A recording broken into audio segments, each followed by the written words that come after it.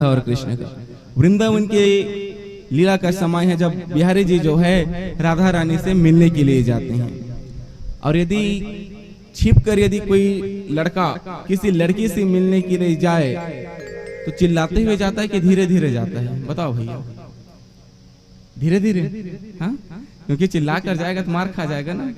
लड़की वाले के माता पिता कहीं उड़ गए देख लिए तो लड़की वाले को मारेगा कि नहीं मारेगा?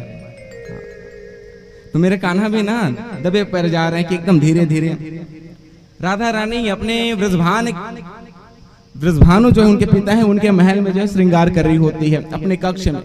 और मेरे कृष्ण कन्हैया जो है दरवाजे के पास आकर खड़े हो गए। दरवाजे के पास आकर के जब खड़े हुए तो इंतजार कर रहे होते हैं कि श्री जी कब आए, श्री जी कब बाहर आएगी। लेकिन लाडली को यह पता था कि कन्हैया बाहर में है, लेकिन जानबूझ के राधा रानी क्या करती है, देरी करती है कि मैं भी देखती हूँ कि कान्हा मेरा इंतजार कब तक करते हैं। तो वहां जो है भगवान कृष्ण जो है धीरे से दरवाजे के पास जाकर कहते हैं कि राधे, प्यार से बोलते हैं कि राधे।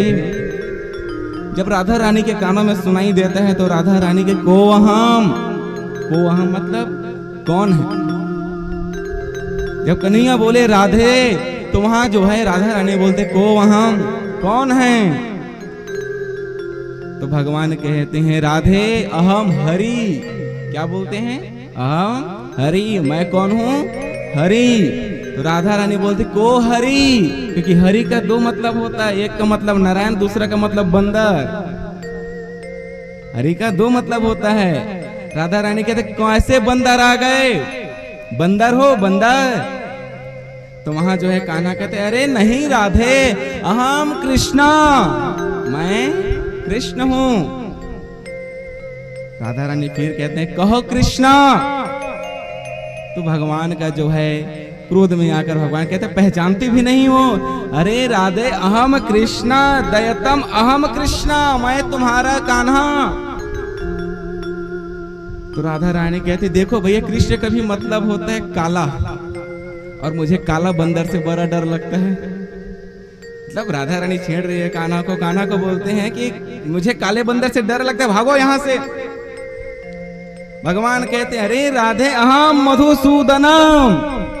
तो मधुसूदन का मतलब होता है भौरा। क्या होता है? भौरा। एक तो भगवान का नाम है, दूसरे इसका मतलब होता है भौरा।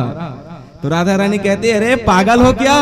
कभी बोलते हो हरि हो, कभी बोलते हो काला हो, और कभी बोलते हो भौरा हो। भगवान कहते लगता है ये ऐसे मानने वाले नहीं है। तो कान्हा जी कहते हैं राधे अहम विष्णु भूत भविष्य वर्तमान कारणम, मैं विष्णु हूँ भविष्य और वर्तमान के कर्ता धर्ता।